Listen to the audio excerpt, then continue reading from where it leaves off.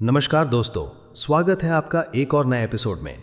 आज की वीडियो में हम कवर करने वाले हैं चैप्टर 150 से लेके 155 तक। और मैं आपको बता दूं, कहानी अब एक बहुत ही बड़े मोड़ पर आ गई है। सेवन ब्लड आइज ने आखिरकार सी ज़ॉम्बीज़ के खिलाफ वॉर यानी जंग का ऐलान कर दिया है।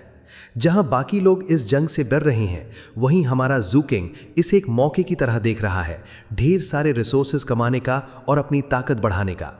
आज आप देखेंगे कि कैसे ज़ू किंग दुश्मन के इलाके में घुसकर तबाही मचाता है और अपने धर्मा एपर्चर्स को पागलों की तरह खोलता है। तो अपने हेडफोन्स लगा लीजिए और चलिए शुरू करते हैं आज का ये रोमांचक सफर। वो खबर किसी तेज आंधी की तरह पूरे सेवन ब्लड आइज में फैल गई। क्या ऑन पीक और क्या ऑफ पीक, हर तरह के कल्टीवेटर्स के बीच बस यही एक चर्चा गर्म थी। जंग के मैदान में हाई लेवल कल्टीवेटर्स ही फाइटिंग फोर्स की असली ताकत बनने वाले थे। लेकिन इसका मतलब ये नहीं था कि बाकी लोग बेकार थे। की कंडेंसेशन लेवल के जो हायर कल्टीवेटर्स थे, उनके लिए भी करने को बहुत कुछ था। चाहे वो पैदल सेना के तौर पर लड़ना हो, लॉजिस्टिक्स और ट्रांसपोर्टेशन संभालना हो, या फिर दूसरे जरूरी काम निपटाना हो। और तो और वहां की कंडेंसेशन लेवल की सी ज़ॉम्बीज़ भी होने वाले थे। सीधे शब्दों में कहें तो ऑफ पीक डिसाइपल्स भी इस लड़ाई में हिस्सा ले सकते थे। जैसे जैसे ये खबर आगे बढ़ी, पूरे शहर में एक अजीब सी हलचल मच गई। लेकिन शू चिंग का ध्यान इन सब बातों पर बिल्कुल नहीं था। एक तो उसने खुद अपनी आंखों से पीक लॉर्ड्स और एल्डर्स को सी ज़ॉम्बी एक्सपर्ट्स के साथ लड़ते हुए देखा था। ऊपर से ख्वांग यान ने उससे 2 बार जंग का जिक्र किया था। फिर ज़ैंग सान और उसका पूरा बिजनेस प्लान भी तो इसी पर टिका था। इन सब वजहों से शू चिंग को बहुत पहले से ही अंदाजा था कि जंग तो होकर रहेगी। पहले शू चिंग ने जंग के बारे में ज्यादा गहराई से नहीं सोचा था। शुरू में ज़ैंग ज़ैंगिश ने उससे बताया था कि फाउंडेशन एस्टैब्लिशमेंट कल्टीवेटर्स के लिए लड़ाई में शामिल होना जरूरी नहीं होता, और वो लोग अगर जाते भी हैं तो सिर्फ मुनाफे के लिए। लेकिन जब से उसने bell fire soul swallowing scripture की प्रैक्टिस शुरू की थी, उसका नजरिया बदल गया था। सच तो ये था कि जो भी फाउंडेशन एस्टैब्लिशमेंट कल्टीवेटर इस टेक्निक को प्रैक्टिस करता था, उसके लिए ये जंग बेहद अहम थी। आखिरकार जंग के मैदान में आत्माएं यानी सोल्स हासिल करना सबसे आसान काम था। बस जिंदा रहो और ढेर सारे धर्मा अपर्चर्स खोलते जाओ। और ये बात तब और खास हो जाती थी जब सामने सी ज़ॉम्बी सोल्स हों जो bell fire soul swallowing scripture के लिए जबरदस्त असर दिखाती थी। यही वो ख्याल था जिसने शू चिंग के अंदर एक उत्साह भर दिया था, खासकर ये सोचकर कि सी ज़ॉम्बी सोल्स कितनी काम आ सकती हैं। इस वक्त उसके 20 धर्मा अपर्चर्स खुल चुके थे। इसका मतलब यह था कि अपना पहला लाइफ फ्लेम बनाने के लिए उसे सिर्फ 10 और खोलने थे। अगर वो घोस्ट लॉन्गिंग हॉर्सशू क्रैब्स और क्रिसेंथेमम मॉलस्क का इस्तेमाल करके समुद्री जानवरों को अट्रैक्ट करता, तो जैसे जैसे ज्यादा अपर्चर्स खुलते जाते, फायदा कम होता जाता। इस हिसाब से उसे लग रहा था कि अगर वो कभी कभी किसी फाउंडेशन एस्टैब्लिशमेंट बीस्ट से टकरा भी गया, तब भी उसे अपने लक्ष्य तक पहुंचने में करीब 2 साल लग जाएंगे। जाहिर है ये तरीका खतरनाक भी था, और इसमें आने जाने का वक्त और ये सवाल कि क्या उसे काफ़ी मात्रा में घोस्ट लॉन्गिंग हॉर्सशू क्रैब्स मिल पाएंगे या नहीं, ये सब तो अभी जोड़ा भी नहीं गया था। इन सारे फैक्टर्स को ध्यान में रखते हुए 3 साल का वक्त एक ज़्यादा सही अनुमान लग रहा था।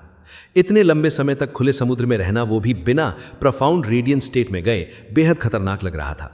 अगर कोई ताकतवर एक्सपर्ट समुद्र में किसी की कंडेंसेशन कल्टीवेटर से टकरा जाता तो उसे मारने में कोई खास फायदा नहीं था। लेकिन अगर सामना फाउंडेशन एस्टैब्लिशमेंट कल्टीवेटर से हो तो कहानी कुछ और ही थी। जंग खतरनाक जरूर थी, लेकिन अगर फायदे की बात करें तो ये बाकी किसी भी रास्ते से कहीं बेहतर थी। इधर जंग की खबरें फैल रही थीं और उधर ज़ैंग सान अकर कंबाइंड हार्बर प्रोजेक्ट पर दिन रात मेहनत कर रहा था। वो अब तक ढेर सारे स्पिरिट स्टोन्स खर्च कर चुका था। जिन हार्बर्स को डेवलप करना था, उनकी पहचान करने के बाद उसने 6th पीक के हजारों डिसाइपल्स को काम पर रख लिया था, और साथ ही 10,000 से ज़्यादा आम मजदूरों को भी। काम शुरू हो चुका था। इतने सारे लोग जब दिन रात मिलकर एक नए हार्बर को डेवलप करने में लगे थे, तो वो जगह हर दिन बदल रही थी। वहाँ नई दुकानें और बिजनेसेस खुलने की तैयारियां भी शुरू हो गई थी। चूंकि ज़ैंग सान ट्रांसपोर्टेशन डिवीजन में डेप्यूटी ब्यूरो चीफ था, इसलिए अपने हार्बर की सुविधा के लिए एक नया ब्यूरो एस्टैब्लिश करना उसके अधिकार में था। कैप्टन के पास भी कुछ वैसे ही अधिकार थे। हालांकि वो सेक्ट से दूर था, फिर भी उसने इंतजाम किया कि सेलेस्टियल ब्यूरो उस नए हार्बर पर शिफ्ट हो जाए और वहां वायलेंट क्राइम्स डिवीजन की एक नई ब्रांच के तौर पर काम करे। किसी तरह ख्वांग यान को पता चला कि शू चिंग इस नए हार्बर के इन्वेस्टर्स में से एक है, तो उसने तुरंत वहां पायलट असिस्टेंस डिवीजन की एक ब्रांच खोलने का इंतजाम कर दिया। जैसे जैसे बात आगे बढ़ी, गू किंग ने भी चुपचाप वहां एक बहुत बड़ी दवाई की दुकान खोलने की व्यवस्था कर ली। 6th पीक का वो शॉपकीपर जिसने कभी शू चिंग को ब्लैकमेल करने की कोशिश की थी, शायद अपने किसी आका के कहने पर वो सबसे पहले वहां पहुंचने वालों में से एक था, और उसने तुरंत एक स्टोर फ्रंट खरीद लिया। जाहिर था ये सुलह करने और सद्भावना दिखाने का एक तरीका था। जैसे जैसे और लोग नए हार्बर पर आने लगे, वहां की रौनक बढ़ती गई। आने वाली जंग के अलावा सेक्ट में अगर कोई सबसे बड़ी चर्चा थी तो वो यही हार्बर था। जब डिंग शुए ने सुना कि वहां क्या हो रहा है तो वो अपना समर्थन दिखाना चाहती थी। इसी चक्कर में उसने 3 स्टोर फ्रंट्स खरीद लिए जो गू मू किंग की दुकान को घेरते हुए एक ट्रायंगल बनाते थे। डिंग शुए को खुद नहीं पता था कि वो उन दुकानों का क्या करेगी, लेकिन वो इस प्रोजेक्ट को लेकर काफी जोश में थी। उसने अपनी सभी करीबी सहेलियों को भी फोन किया और उन्हें भी नए हार्बर प्रोजेक्ट को सपोर्ट करने के लिए बुला लिया। डिंग शुए के दुकान खरीदने के अगले दिन ही जाओ जोंगहेंग ने हड़बड़ी में वहां डिस्पैच डिवीजन की एक ब्रांच खोलने का इंतजाम कर दिया। जैंग सान इन सब चीजों से बहुत खुश था। बेशक कैप्टन के कहने पर ही जैंग सान ने शूचिंग के इस प्रोजेक्ट में शामिल होने की बात फैलाई थी। जैसा कि कैप्टन ने कहा था, सुंदर लोग अक्सर बहुत काम आते हैं। जैंग सान ने अपने खुद के नेटवर्क का इस्तेमाल किया और देखते ही देखते 3rd, 4th और 5th पीक के लोग भी वहां दुकानें खरीदने आने लगे। कल्टीवेशन के लिए जिस भी चीज की जरूरत हो सकती थी वो सब वहां मिलने लगा। ये देखते हुए कि ये नया हार्बर असल में वायलेंट क्राइम्स डिवीजन के अंडर चल रहा है, इसमें कोई हैरानी की बात नहीं थी कि वहां तुरंत ही गैम्बलिंग हॉल्स और ब्रॉथल्स खुलने लगे। सच तो ये था कि नए आने वालों में इन्हीं की संख्या सबसे ज्यादा थी। दुकानें तेजी से बिक रही थीं। आधा महीना और बीत गया और तब वो घोस्ट लॉन्गिंग हॉर्सशू क्रैब्स आ गए जो शूचिंग ने 100 प्लांट्स वर्कशॉप से ऑर्डर किए थे। बस उसी वक्त पूरे धूमधाम से नए हार्बर की ओपनिंग हुई। उन्होंने 7th पीक पर ऑफिशियली हार्बर नंबर के लिए अप्लाई किया और उन्हें नंबर मिला 176। जिस दिन हार्बर खुला, शूचिंग पहाड़ छोड़कर हार्बर 176 में एक शांत किनारे वाली बर्थ ढूंढी जिसे वो अब अपना घर कहने वाला था। जब वो नए हार्बर में टहल रहा था जो अब पूरी तरह से भरा हुआ और व्यस्त था, तो शूचिंग ने सोचा कि जैंग सान ने वाकई अपनी पूरी जान लगा दी थी ताकि सेक्ट से पैसे कमाने का काम समय पर शुरू हो सके।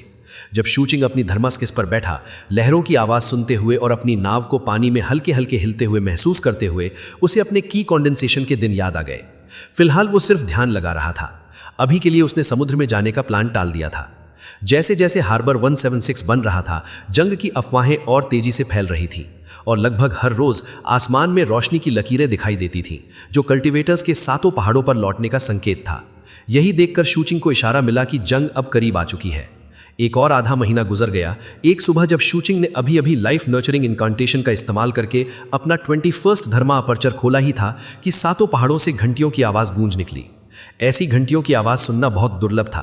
उनकी तेज गूंज ने पूरे 7 ब्लड आइज में भर दिया और ऑन पीक और ऑफ पीक दोनों तरह के कल्टीवेटर्स का ध्यान अपनी तरफ खींच लिया।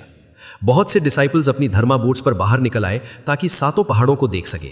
इनमें से कई डिसाइपल्स तो असल में फाउंडेशन एस्टैब्लिशमेंट कल्टीवेटर्स थे। राजधानी शहर में भी कुछ ऐसा ही नजारा था। पहाड़ों पर रहने वाले फाउंडेशन एस्टैब्लिशमेंट कल्टीवेटर्स भी अपनी गुफाओं से बाहर निकल आए। उनकी नजरें तीखी थीं। घंटियों के बजने की कुछ ही देर बाद एक बूढ़े आदमी की आवाज गूंजी, जिसने घंटियों की आवाज को भी दबा दिया और पूरे 7 ब्लड आइज में फैल गई। 7 ब्लड आइज के शिष्यों, मैं सर ब्लड स्मेल्टर हूं।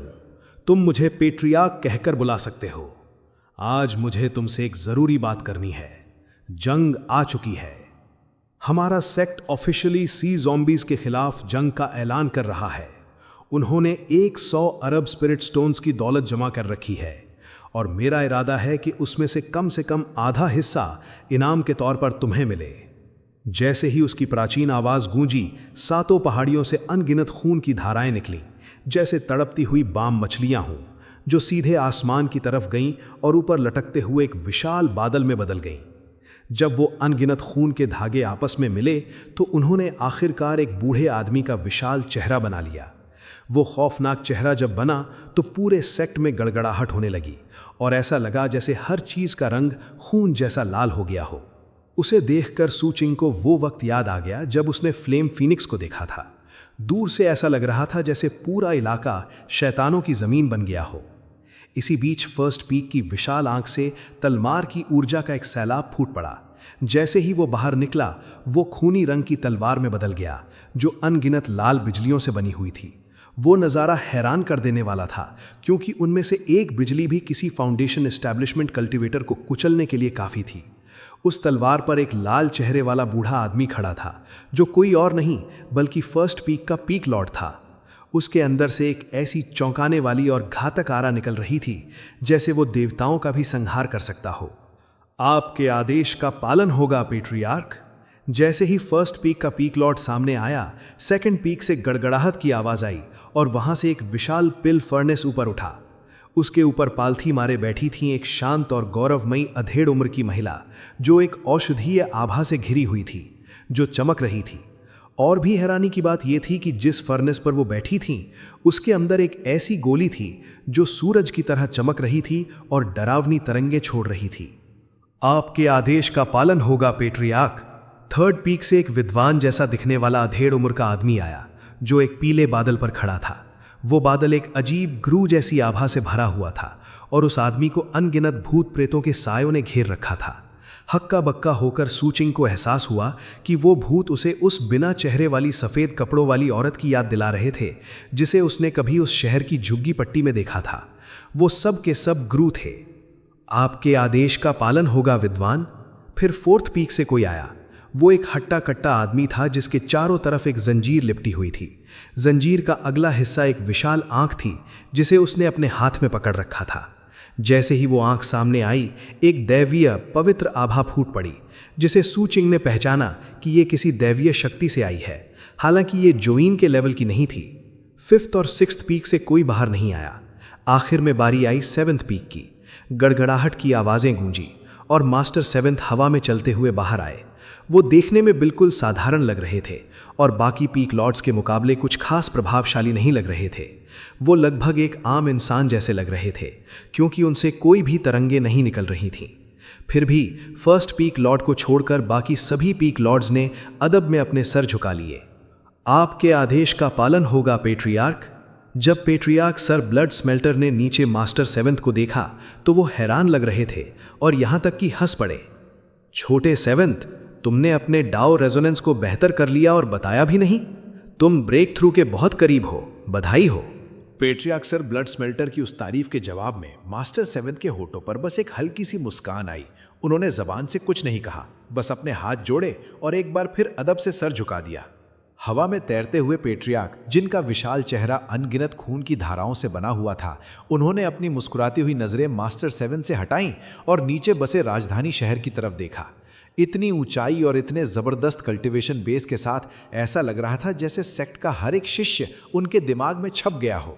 उन सब को देखते हुए जब वो बोले तो उनके शब्द बादलों की गरज की तरह गूंज उठे। मौजूदा समझौता यानी अग्रीमेंट के तहत इस जंग में सिर्फ पीक लॉर्ड्स और एल्डर्स का लड़ना जरूरी है, लेकिन फाउंडेशन एस्टैब्लिशमेंट और की कॉन्डेंसेशन कल्टीवेटर्स पर यह शर्त लागू नहीं होती। मैं जानता हूं कि तुम लोग अपनी कड़ी मेहनत के दम पर इस मुकाम तक पहुंचे हो। सेक्ट ने भले ही थोड़ी बहुत मदद की हो, लेकिन वो कुछ खास नहीं थी। इसलिए तुम्हारे लिए इस जंग में हिस्सा लेना अनिवार्य नहीं है, लेकिन तुम में से जो लोग अपनी मर्जी से शामिल होना चाहते हैं वो अपनी क्षमता और स्टाइल के हिसाब से मिशंस चुन सकते हैं। तो बताओ सेवन ब्लड आइज के शिष्यों, कौन लड़ने के लिए तैयार है? पूरे सेवन ब्लड आइज में की कॉन्डेंसेशन के 5वें लेवल और उससे ऊपर के सभी डिसाइपल्स के आइडेंटिटी मेडालियंस अचानक थरथराने लगे। उनमें ढेर सारी जानकारी आने लगी थी, खास तौर पर उन मुनाफों के बारे में जो इस जंग से मिलने वाले थे। ये सब देखकर सूजुंग तुरंत अपना मेडालियन निकालकर डिटेल्स चेक करने लगा। जो लोग जंग में जाएंगे उन्हें उनके कल्टीवेशन बेस के हिसाब से मुआवजा दिया जाएगा। हिस्सा लेने वाले हर शख्स के लिए एक शुरुआती पेमेंट तैयार है। की कॉन्डेंसेशन के 5वें लेवल वालों को 500 स्पिरिट स्टोन्स मिलेंगे। ये रकम हर लेवल के साथ बढ़ती जाएगी और ग्रेट सर्कल ऑफ की कॉन्डेंसेशन तक पहुंचने पर इनाम 3000 स्पिरिट स्टोन्स होगा। फाउंडेशन एस्टैब्लिशमेंट के लिए मुआवजा 1 लाख स्पिरिट स्टोन से शुरू होगा और ग्रेट सर्कल वालों के लिए 5 लाख तक जाएगा। एक बार अगर तुमने जंग में जाने की हामी भर दी तो जब तक जंग खत्म नहीं होती तुम मैदान छोड़ नहीं सकते। हालांकि तुम अपनी मर्जी का कोई भी मिशन चुनने के लिए आज़ाद रहोगे। जब सूजुंग की नज़र सिर्फ जंग में शामिल होने की शुरुआती रकम पर पड़ी तो उसका दिल जोर से धड़कने लगा। इसका सीधा मतलब था कि उसे फौरन 1 लाख स्पिरिट स्टोन्स मिल सकते थे, जो कोई छोटी मोटी दौलत नहीं थी। युद्ध के दौरान पीक लॉर्ड से एल्डर्स को मिशंस पास किए जाएंगे। फिर एल्डर्स वो मिशंस किसी भी पीक के डिसाइपल को दे सकेंगे। इन मिशंस के बदले मिलने वाले इनाम बेहद शानदार होंगे। कोई भी कीमती चीज जो तुम्हें मिलेगी, चाहे वो मिशन के दौरान हो या उसके अलावा, वो पूरी तरह तुम्हारी होगी और तुम्हें उसकी रिपोर्ट करने की भी जरूरत नहीं है। युद्ध खत्म होने के बाद सेक्ट हर हिस्सा लेने वाले की कोशिशों का बारीकी से विश्लेषण करेगा और उसी हिसाब से आखिरी लूट का बंटवारा किया जाएगा।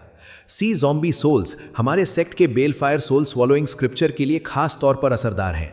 जब तुम उनका इस्तेमाल करोगे तब तुम्हें समझ में आएगा। तो बताओ कौन जंग पर जाने को राजी है? सिर्फ हिस्सा लेने की बेस पेमेंट को देखकर ही अंदाजा लगाया जा सकता था कि मिशंस में कितनी हैरत अंगेज संभावनाएं छुपी होंगी। ये मैसेज पढ़कर सूजुंग अंदर तक हिल गया। आखिरकार वो स्पिरिट स्टोन्स की भारी कमी से जूझ रहा था। ज़रूरी जादुई उपकरण और जहरीले पौधे खरीदने के बाद उसके पास बस रोज़मर्रा के खर्चे लायक ही पैसे बचे थे। वो अच्छी तरह जानता था कि कल्टीवेशन के लिए स्पिरिट स्टोन्स की क्या अहमियत है। अगर उसके पास 1 करोड़ स्पिरिट स्टोन्स होते तो वो अपने खुद के मिशंस पोस्ट कर सकता था और सेक्ट के ढेर सारे कल्टीवेटर्स को अपने लिए फाउंडेशन एस्टैब्लिशमेंट सी बीस्ट्स का शिकार करने भेज सकता था। यहाँ तक कि अगर काफ़ी पैसा हो तो वो एल्डर्स को भी काम पर रख सकता था। ऐसे में 30 धर्मा एपर्चर्स खोलना तो बाएं हाथ का खेल था। और अगर उसके पास इससे भी बड़ी रकम होती तो वो एल्डर्स को भूलकर सीधे अपनी धर्मा स्किफ को धर्मा शिप में अपग्रेड कर लेता। फिर जब तक वो हद से ज़्यादा खतरनाक चीज़ों से बचता, वो फॉरबिडन सी के बड़े हिस्सों पर राज कर सकता था। इस जंग में जो इनाम मिल रहे थे वो बेहद लुभावने थे, खास तौर पर सी ज़ॉम्बी सोल्स की उपयोगिता को ध्यान में रखते हुए। वैसे भी वो एक ऐसा इंसान था जो दुश्मनों को काटने में ज़रा भी हिचकिचाता नहीं था। थोड़ी देर सोचने के बाद उसने अपना फैसला कर लिया। जैसे ही बाकी कल्टीवेटर्स ने ये डिटेल्स देखीं, उनकी आंखें उत्साह और उम्मीद से चमक उठीं। देखते ही देखते राजधानी शहर और पहाड़ों के भीतर से आवाज़ें गूंजने लगीं। मैं युद्ध पर जाऊंगा, मैं भी जाऊंगा। जैसे ही ये नारे सेक्ट में गूंजे, शहर और पहाड़ों से कई साए हवा में उड़ते हुए बाहर आए और बीच आसमान में मंडराने लगे। इनमें फाउंडेशन एस्टैब्लिशमेंट कल्टीवेटर्स तो थे ही, साथ ही ऑफ पीक के वो की कॉन्डेंसेशन डिसाइपल्स भी थे जो 5वें लेवल से ऊपर के थे और उनके पास फ्लाइट टैलिस्मैन्स थे। 7 पीक्स के करीब 1000 फाउंडेशन एस्टैब्लिशमेंट कल्टीवेटर्स में से लगभग 70% ने हिस्सा लेने का फैसला किया। साथ मिलकर उन्होंने एक ऐसी विशाल सेना बना ली जिनकी ऊर्जा की लहरों ने हवा में चीखें पैदा कर दी और समुद्र में उफान ला दिया। बेशक अपने अपने पीक्स के पीक लॉर्ड्स के बगल में खड़े होने के लिए ढेर सारे एल्डर्स भी सामने आ गए। राजधानी शहर में तो की कॉन्डेंसेशन कल्टीवेटर्स की गिनती ही मुश्किल थी। कुछ ने युद्ध में जाने का फैसला किया तो कुछ ने बस रुककर हालात देखने का सोचा। आखिरकार की कॉन्डेंसेशन के 5वें लेवल या उससे ऊपर के डिसाइपल्स वो लोग नहीं थे जो बस हाथ पर हाथ धरे बैठे रहे। ग्रैंड स्पेल फॉर्मेशन को एक्टिवेट करो और ट्रांसपोर्टेशन लाइन को मर्फिक आइलैंड से जोड़ो। पूरा 7 ब्लड आइस खर्रा गया जब पहाड़ों की चोटियों पर बनी 7 विशाल आंखों ने एक अजीब सी रोशनी छोड़ी जिसने पूरे सेक्ट को ढक लिया। ग्रैंड स्पेल फॉर्मेशन जाग उठा था। सभी डिसाइपल्स के आइडेंटिटी मेडालियंस में अब सिर्फ मिशन की जानकारी ही नहीं बल्कि सेक्ट की जंग की रणनीति का एक मोटा मोटा खाका भी आ गया था। जाहिर था सेक्ट को इस बात की चिंता नहीं थी कि डिटेल्स लीक हो जाएंगी। मर्फिक आइलैंड्स को ऑपरेशंस का फ्रंट लाइन बेस बनाया जाना था। 7 ब्लड आइज का कोई भी कल्टीवेटर जो जंग में शामिल होना चाहता था उसे बस अपने मेडालियन के जरिए हामी भरनी थी। स्पेल फॉर्मेशन उसे सीधे मर्फिक आइलैंड्स टेलीपोर्ट कर देगा। इसका एक फायदा तो ये था कि जंग का मैदान 7 ब्लड आइज से बहुत दूर रहेगा। दूसरा ये कि मर्फिक आइलैंड्स एक स्ट्रेटेजिक लोकेशन पर थे जो सेक्ट और सी ज़ॉम्बीज के ठीक बीच में पड़ता था। ग्रैंड कंपटीशन के दौरान सेक्ट ने ये बात छुपा कर रखी थी कि वो मरफोक आइल्स जा रहे हैं। फिर पेट्रियार्क के ब्रेक थ्रू का फायदा उठाते हुए उन्होंने दुश्मन के बीच अफरा तफरी मचा दी और सी ज़ॉम्बीज को बिल्कुल गाफिल पकड़ लिया। नतीजतन उन्होंने आसानी से आइलैंड्स पर कब्जा कर लिया। ये असल में पूरी रणनीति का पहला हिस्सा था। दूसरा हिस्सा मरफोक आइल्स में बचे खुचे सी ज़ॉम्बीज के किसी भी विरोध को कुचलना था। रणनीति का पहला हिस्सा एक चालाक चाल थी, दूसरा हिस्सा ऐसा नहीं था। योद्धाओं, आगे बढ़ो। सब ब्लड स्मेल्टर अनगिनत खौफनाक लाल रोशनी की धाराओं में बिखर गए जो स्पेल फॉर्मेशन में जाकर समाई और गायब हो गई। उनके पीछे 5 पीक लॉर्ड्स गए, फिर एल्डर्स की बारी आई और आखिर में वो 700 फाउंडेशन एस्टैब्लिशमेंट कल्टीवेटर्स। घातक ऑरा से लैस वो सब टेलीपोर्टेशन में गायब हो गए। शूचिंग एक फाउंडेशन एस्टैब्लिशमेंट कल्टीवेटर था, लेकिन वो गायब होने वाला पहला शख्स नहीं था। वो शहर को देख रहा था। हालांकि राजधानी की रक्षा के लिए कुछ लोग पीछे छोड़े गए थे, फिर भी वो जगह आम दिनों के मुकाबले बहुत खाली लग रही थी। भले ही वो जगह स्पेल फॉर्मेशन से सुरक्षित थी, फिर भी हालात नाजुक लग रहे थे। लेकिन 7 ब्लड आइज में बिताए वक्त ने उसे ये एहसास दिला दिया था कि सेक्ट का हर सदस्य एक गहरा साजिश करता है। इसलिए उसे शक था कि पेट्रियार्क और पीक लॉर्ड्स सेक्ट हेडक्वार्टर्स के मामले में लापरवाही बरतेंगे। मुझे लगता है 7 ब्लड आइज के पास कुछ ऐसी गुप्त ताकतें हैं जिनके बारे में कोई नहीं जानता। बल्कि मैं तो ये सोच रहा हूं कि क्या शहर और सेक्ट हेडक्वार्टर्स को जानबूझकर कमजोर दिखाया जा रहा है ताकि किसी अनजान दुश्मन को ट्रैप में फंसाया जा सके। कुछ सोचने के बाद उसने ग्रैंड स्पेल फॉर्मेशन की तरफ देखा। उसकी आंखें चमक रही थीं। अपना आइडेंटिटी मेडालियन उठाते हुए उसने सोचा, मैं जंग पर जाऊंगा। स्पेल फॉर्मेशन से रोशनी नीचे आई और उसे घेर लिया। अगले ही पल वो गायब हो गया। जैसे जैसे वैसी ही रोशनी की लकीरें शहर में गिरने लगीं, ढेर सारे डिसाइपल्स टेलीपोर्ट होकर गायब होने लगे। ऐसा लग रहा था कि इतनी बड़ी संख्या में टेलीपोर्टेशन लाइट्स का नज़ारा शहर में अब जल्दी दोबारा देखने को नहीं मिलेगा। उधर फॉरबिडन सी पर मरफोक आयल्स को भी स्पेल फॉर्मेशन की एक चादर ने ढक रखा था। जाहिर था कि उस फॉर्मेशन में सुरक्षा के गुण थे और वो सेक्ट हेडक्वार्टर्स से जुड़ा हुआ था। इस तरह डिसाइपल्स टेलीपोर्ट होकर वहां पहुंच रहे थे। चारों आइलैंड्स के ऊपर हवा में पहले ही भयानक लड़ाई शुरू हो चुकी थी। समुद्र उफनती लहरों और घनी भाप से ढका हुआ था, जहां से लड़ने की आवाजें आ रही थीं। लड़ाकों को देखना मुमकिन था। मरफोक कल्टिवेटर्स सी ज़ॉम्बीज से लड़ रहे थे। ग्रैंड कंपटीशन में बुरी तरह कुचले जाने के बाद मरफोक को मजबूरन 7 ब्लड आइज की गुलामी पूरी तरह कबूल करनी पड़ी थी और अब वो जंग में लड़ाकों की पहली लहर के तौर पर इस्तेमाल हो रहे थे।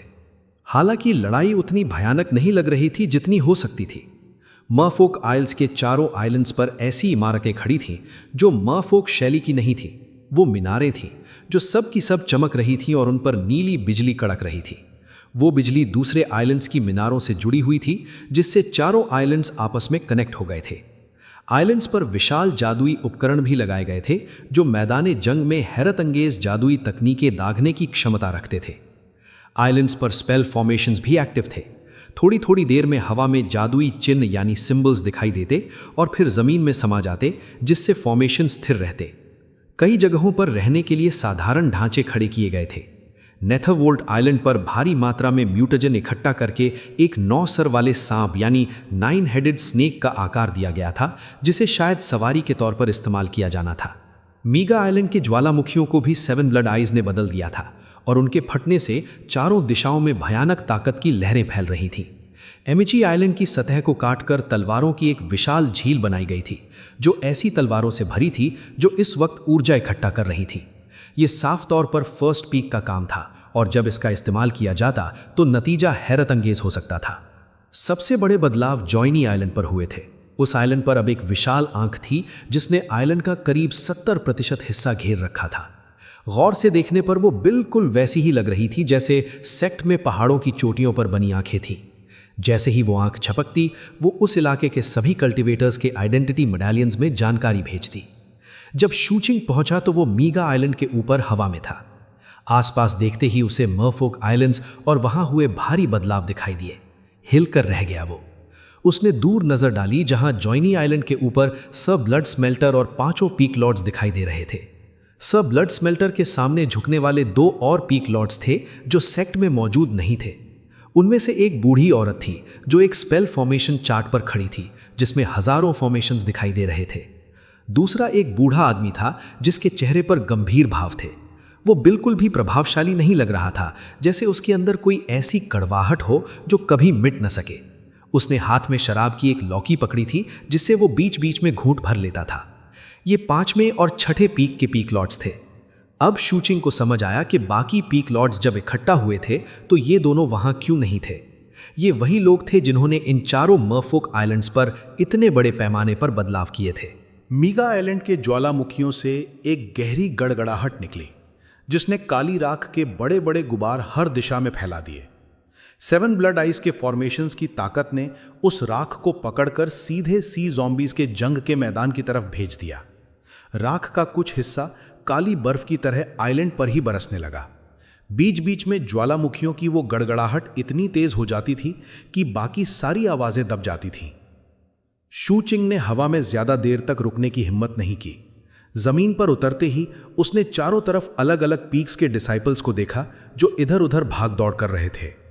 हर किसी का अपना लक्ष्य और मंजिल तय थी। कुछ लोग स्पेल फॉर्मेशन लगा रहे थे तो कुछ अपने हथियारों की मरम्मत कर रहे थे। कुछ लोग टेलीपोर्टेशन पोर्टल्स की तरफ जा रहे थे ताकि जंग के मैदान में पहुंच सकें, जो आइलैंड की सीमा के बस उस पार ही था। ऊपर हवा में कुछ foundation establishment cultivators spell formation के दायरे के अंदर उड़ रहे थे और नए लोग लगातार आते जा रहे थे। शूचिंग का आइडेंटिटी मेडालियन थरथरा उठा। नई मिशन डिटेल्स आ गई थी। असल में वहां पहुंचते ही मिशंस की एक बाढ़ सी आ गई थी। अपनी चौकसी बनाए रखते हुए शूचिंग ने मिशन लिस्टिंग्स को देखना शुरू किया। कुछ मिशंस तो आते ही गायब हो गए क्योंकि डिसाइपल्स ने उन्हें तुरंत एक्सेप्ट कर लिया था। दूसरे ग्रुप मिशंस में दिखाया जा रहा था कि कितने लोगों ने उन्हें एक्सेप्ट किया है और जैसे ही स्लॉट्स भरते वो भी गायब हो जाते। जॉइन आइलैंड पर हथियारों की रखवाली। जरूरत 6th पीक के 3 डिसाइपल्स की कंडेंसेशन 5th लेवल या उससे ऊपर और 3 फाउंडेशन एस्टैब्लिशमेंट कल्टिवेटर्स। इनाम 50,000 स्पिरिट स्टोन्स जो परफॉर्मेंस और कल्टिवेशन बेस के हिसाब से बांटे जाएंगे। एमआई आइलैंड पर 7 की कंडेंसेशन डिसाइपल्स और 2 फाउंडेशन एस्टैब्लिशमेंट डिसाइपल्स चाहिए दुश्मन के एम्बुशेस को खत्म करने के लिए जो फर्स्ट पीक के उन डिसाइपल्स को निशाना बना रहे हैं जो फ्रंट लाइन पर मैजिकल डिवाइसेस लगा रहे हैं। कुल इनाम 70,000 स्पिरिट स्टोन्स। जरूरत 300 लोग जो स्पेल फॉर्मेशन मेंटेनेंस में माहिर हों। कुल इनाम 60,000 स्पिरिट स्टोन्स। जरूरत 10 की कंडेंसेशन डिसाइपल्स जो ग्रू फॉर्म्स अपना सकें। एक दिन की सेवा के लिए 1000 स्पिरिट स्टोन्स। मिशंस पर एक नज़र डालने के बाद शू चिंग को एहसास हुआ कि एक खास मिशन लिस्ट में सबसे ऊपर पिन किया गया था। वो एक बैटल मिशन था। आइलैंड्स के बाहर जंग के मैदान पर लॉन्ग टर्म मिशन। 10,000 से ज्यादा सी ज़ॉम्बी कल्टिवेटर्स को मारना है, चाहे उनका कल्टिवेशन बेस कुछ भी हो। इनाम गोल्ड कॉर लेवल तक पहुंचने का एक सुनिश्चित मौका। इस मिशन को देखकर शू चिंग हिल गया। इनाम सचमुच हैरानिंगेज था। ज्यादातर फाउंडेशन एस्टैब्लिशमेंट कल्टिवेटर्स के लिए गोल्ड कॉर लेवल तक पहुंचने का कोई भी मौका ऐसी चीज थी जिसके लिए उनकी आंखें लालच से लाल हो जाती। जैसे जैसे वो और मिशंस देख रहा था उसकी नजर एक नए मिशन पर पड़ी जो खून जैसा गहरा लाल था और बाकी सबसे अलग दिख रहा था। जरूरत 10 फाउंडेशन एस्टैब्लिशमेंट डिसाइपल्स जो प्रोफाउंड रेडियंस स्टेट में प्रवेश कर सकें ताकि जंग के मैदान को पार करके सी ज़ॉम्बीज के तीसरे किलेबंदी आइलैंड तक पहुंच सकें। मिशन की जानकारी एक एल्डर देंगे। ये मिशन बेहद खतरनाक है और इसमें गोल्ड कॉर कल्टिवेटर से भिड़ना पड़ सकता है। हर हिस्सेदार के लिए इनाम 80 लाख स्पिरिट स्टोन्स। जहां तक शू चिंग की बात थी, यह मिशन चौंकाने वाला और बेहद खतरनाक लग रहा था। सच तो यह था कि यह वैसा मिशन था जिसमें कामयाबी से ज्यादा मौत की संभावना थी, लेकिन कुछ ही पलों में मिशन के स्लॉट्स भर गए और वो लिस्ट से गायब हो गया। इसने उसे फिर से ज़ैंग युनशी की बात याद दिलाई कि कैसे डिसाइपल्स उन मिशंस के लिए टूट पड़ते हैं जिनमें मोटा मुनाफा होता है। मुझे कोई मिशन चुनना ही होगा। जो वो देख रहा था उसके हिसाब से की कंडेंसेशन मिशंस के इनाम कुछ खास नहीं थे और ज्यादातर में इनाम पार्टिसिपेंट्स के बीच बंट जाना था, और जो वाकई अच्छे फाउंडेशन एस्टैब्लिशमेंट मिशंस थे उनके लिए प्रोफाउंड रेडियंस स्टेट की जरूरत थी। अपने कल्टीवेशन बेस की वजह से वो ऐसे मिशंस नहीं ले सकता था। इसी वजह से उसे सीधे जंग के मैदान वाले मिशंस लेना भी सही नहीं लग रहा था। उसे एक ऐसे मिशन की तलाश थी जिसमें स्पिरिट स्टोन्स भी मिले और साथ ही ढेर सारे सी ज़ॉम्बीज को मारने का मौका भी मिले। जल्द ही उसे लिस्ट में एक बिल्कुल वैसा ही मिशन मिल गया। स्काउट्स की खबर है कि चारों मीरफोक आइलैंड्स की अंडर वाटर दुनिया में छोटे छोटे सी ज़ॉम्बी टेलीपोर्टेशन पोर्टल्स हैं। हमें 8 फाउंडेशन एस्टैब्लिशमेंट कल्टिवेटर्स चाहिए, हर आइलैंड के लिए 2, जो इन स्पेल फॉर्मेशंस को ढूंढकर नष्ट कर सकें। जो भी सी ज़ॉम्बीज मिले उन्हें मार गिराओ, और अगर वो ज्यादा ताकतवर हों तो तुरंत रिपोर्ट करो। हर एक टेलीपोर्टेशन पोर्टल को नष्ट करने पर 10,000 स्पिरिट स्टोन्स का इनाम मिलेगा। इसके अलावा तुम्हारे किल काउंट के हिसाब से भी अलग से इनाम दिया जाएगा। यह मिशन शू चिंग की हर शर्त पर खरा उतर रहा था, इसलिए बिना किसी हिचकिचाहट के उसने इसे चुन लिया। जब तक उसने ये किया, बाकी के 7 स्लॉट्स पहले ही भर चुके थे। वो साइन अप करने वाला आखिरी शख्स था। अगर वो जरा सी भी देरी करता तो ये मिशन हाथ से निकल जाता। मिशन एक्सेप्ट करते ही और ज्यादा डिटेल्स उसके आइडेंटिटी मेडालियन पर आ गई। उसे मीगा आइलैंड असाइन किया गया था। मिशन के लिए 8 लोग साइन अप हुए थे, लेकिन नाम गुप्त रखे गए थे, इसलिए उसे बिल्कुल अंदाजा नहीं था कि बाकी के 7 कौन है। मिशन डिटेल्स में टेलीपोर्टेशन पोर्टल्स का हुलिया भी दिया गया था और यह भी बताया गया था कि उनकी फ्लक्चुएशंस को कैसे पहचाना जाए। उन्हें नष्ट करने का तरीका समझाया गया था और साथ ही एक चेतावनी भी थी कि जब तक पोर्टल नष्ट नहीं होता, संभव है कि सी ज़ॉम्बीज उसके जरिए टेलीपोर्ट होकर आ जाए। सेक्ट के ग्रैंड स्पेल फॉर्मेशन की पाबंदियों की वजह से इन छोटे टेलीपोर्टेशन पोर्टल से 2 लाइफ फ्लेम्स वाले सी ज़ॉम्बी कल्टिवेटर्स का आना नामुमकिन था। ज्यादातर जो आएंगे उनके पास लाइफ फ्लेम्स होंगी ही नहीं, और वो 7 ब्लड आइज के स्पेल फॉर्मेशंस और मैजिकल डिवाइसेस को नष्ट करने वाले सुसाइड मिशंस पर होंगे। फिर भी सी zombie teleportation portals spirit power या धर्मा फोर्स पर काम नहीं, बल्कि म्यूटाजन पर काम करते थे। गहरे पानी में म्यूटेजन की भारी मात्रा होने की वजह से इन पोर्टल्स को ढूंढना मुश्किल होने वाला था। शू चिंग की आंखें सिकुड़ गईं जब उसने सोचा कि उसी आइलैंड पर एक और सेक्ट डिसाइपल भी होगा जो इसी सेम मिशन पर काम कर रहा होगा। इसके साथ ही वो सबसे करीबी शहर की तरफ बढ़ गया। अंडर वाटर दुनिया के रास्ते शहरों में ही होते थे, ये उसे अपने तजुर्बे से पता था। ज़्यादातर मरफोक शहर अब खंडहर बन चुके थे, लेकिन हुआंग यान ने जो जेट स्लिप दी थी उसमें मीगा आइलैंड का डिटेल्ड मैप था और उसे याद था कि पास में ही एक सुरंग थी। जब वो हवा में तेजी से अपनी मंजिल की तरफ बढ़ रहा था, ज्वालामुखियों की बहरा कर देने वाली आवाज़ें उसे घेरे हुए थीं और हर तरफ काली राख बरस रही थी। रास्ते में उसे दूसरे 7 ब्लड डिसाइपल्स भी दिखे, लेकिन किसी ने एक दूसरे को आवाज़ नहीं दी। हर कोई बस अपनी धुन में भागा जा रहा था। एक अगरबत्ती जलने जितना वक्त बीतने के बाद उसे आगे एक शहर के टूटे फूटे खंडहर दिखाई दिए। सुरंग का मुंह ढूंढने में ज़्यादा वक्त नहीं लगा। उसके आसपास का इलाका साफ किया जा चुका था। सुरंग की गहराई से एक ठंडी हवा और खून की बू आ रही थी। पहले समुद्र का पानी सुरंग के अंदर गहराई में होता था, लेकिन अब पानी का लेवल बढ़ गया था और सुरंग के मुंह से ही दिखाई दे रहा था। शक की नज़र से नीचे देखते हुए उसने कुछ जहरीला पाउडर निकाला और उसे छिड़क दिया। इससे पहले कि वो पानी में घुल पाता, वो नीचे कूद गया। पानी में पहुंचते ही उसने पहले की तरह जहर की एक थैली निकाली और नीचे की तरफ बढ़ने लगा। करीब 30 सांसों के वक्त तक वो बस नीचे और नीचे जाता रहा।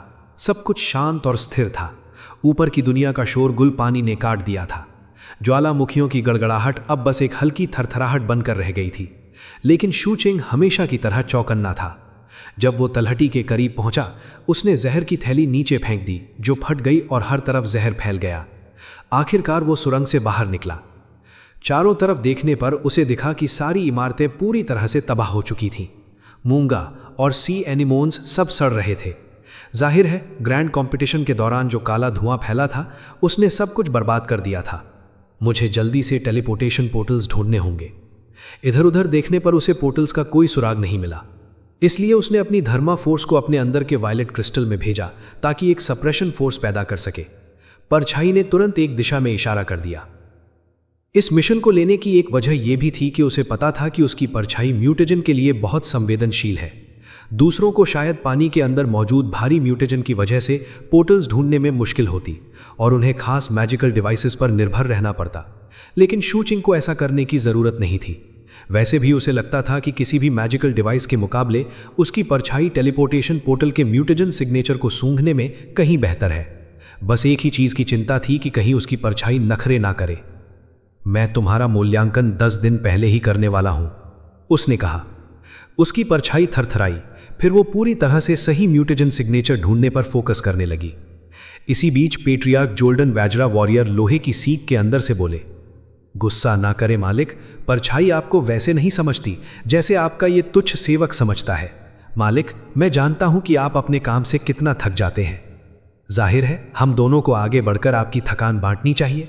जो बात आपको परेशान करती है मालिक, वो हमें परेशान करती है। जो आपकी चिंता है वो हमारी चिंता है। ये सुनते ही परछाई अचानक किलिंग एनर्जी से भर गई।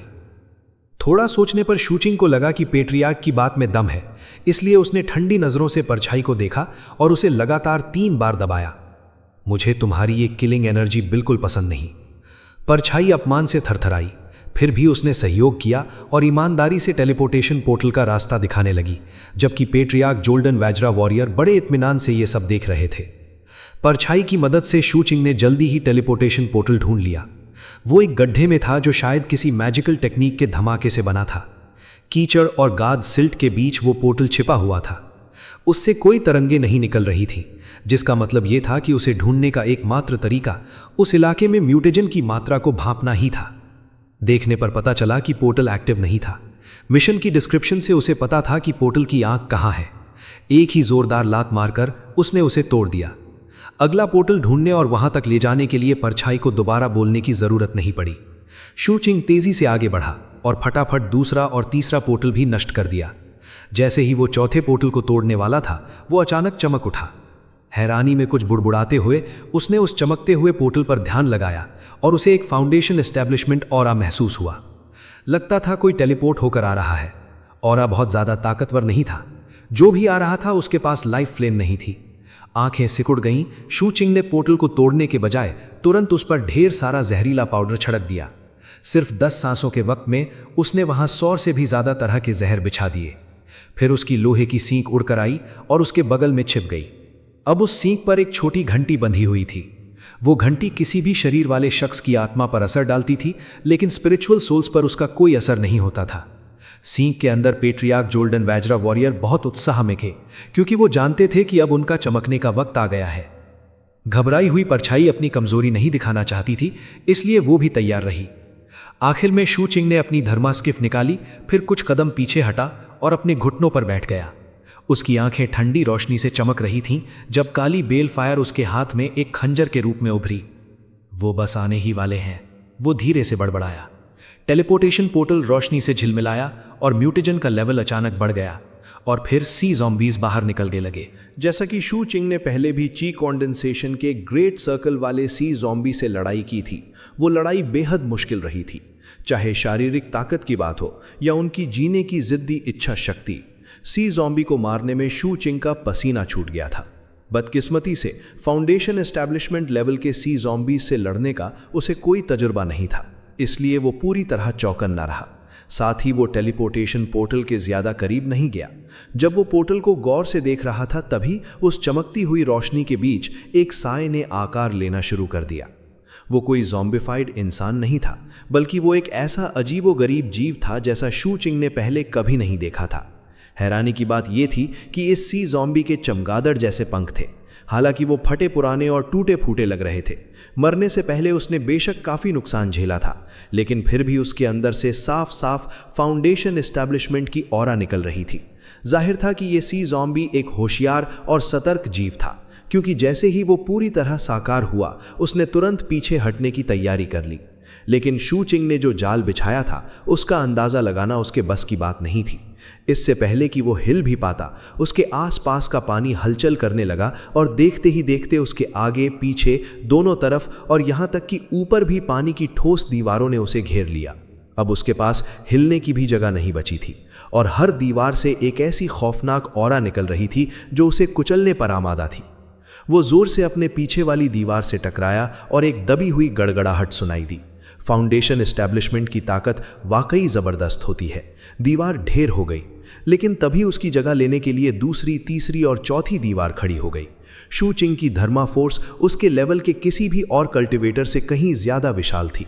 उसके हाथ तेजी से इनकैंटेशन जेस्चर में घूमे और सारी पानी की दीवारें उस सी ज़ॉम्बी कल्टिवेटर की तरफ दौड़ पड़ी। सी ज़ॉम्बी ने अपनी ठंडी आंखों से चारों तरफ देखा और जल्द ही उसकी नज़र शू चिंग पर पड़ गई। एक डरावनी मुस्कान के साथ वो बोला, तुम अकेले हो? वो अपने आसपास फैले जहर को पूरी तरह नज़रअंदाज कर रहा था। आखिरकार सी ज़ॉम्बीज़ अपने ज़ॉम्बी पॉइजन के लिए मशहूर थे, जो उन्हें दूसरे जहरों से बचा कर रखता था। लेकिन जैसे ही उसने अपने हाथ इनकैंटेशन के लिए जोड़े, उसका चेहरा अचानक उतर गया। उसे एहसास हुआ कि आसपास का जहर उसके पंखों को पिघला रहा है। ये कौन सा जहर है? फिर उसका चेहरा और भी ज्यादा घबराहट से भर गया जब उसने देखा कि पानी की दीवारें उस जहर के असर को और बढ़ा रही हैं। जब 100 से ज्यादा तरह के जहर आपस में मिले तो सी ज़ॉम्बी कल्टिवेटर का पूरा शरीर पिघलने के संकेत देने लगा। बौचक्का होकर उसने तुरंत अपना इनकैंटेशन जेस्चर बदला और ज़ॉम्बी पॉइजन के बादल छोड़ने लगा। साथ ही उसने अपने पंख फड़फड़ाए, जिससे निकली खौफनाक शॉक वेव्स पानी की दीवारों से टकराईं। दीवारें टूटकर गिर गईं, लेकिन उनके गिरते ही नई दीवारें खड़ी हो गईं। सच तो ये था कि भले ही सी ज़ॉम्बी ने कुछ दीवारें तोड़ दी थीं, लेकिन इतनी नई दीवारें बन गई थीं कि उनकी गिनती कम होने की बजाय बढ़ गई थी। इसी दौरान दीवारों के बीच कैद वो जहर का बादल उसके लिए बड़ी मुसीबत बन रहा था। सी ज़ॉम्बी के पास ज़बरदस्त शारीरिक ताकत और हैरान कर देने वाली रीजेनरेटिव पावर्स थीं, फिर भी वो सर से पैर तक पिघलने लगा था।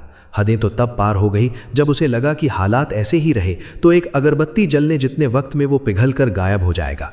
बिना किसी हिचकिचाहट के उसने एक गहरी काली बीस्ट बोन निकाली। आंखों में कातिलाना चमक लिए उसने उस हड्डी पर नीला खून थूका। हड्डी थरथराई और फिर उसमें से म्यूटाजन का विस्फोट हुआ, जिसने एक काली परछाई जैसी शक्ति को जन्म दिया जो समझदार लग रही थी। एक डरावनी हंसी के साथ फूट पड़ते हुए उसने चारों दिशाओं में ऊर्जा की लहरें भेजी, जो जिस भी दीवार को छूती उसे नष्ट कर देती। वो बीस्ट बोन साफ तौर पर एक मैजिकल डिवाइस थी।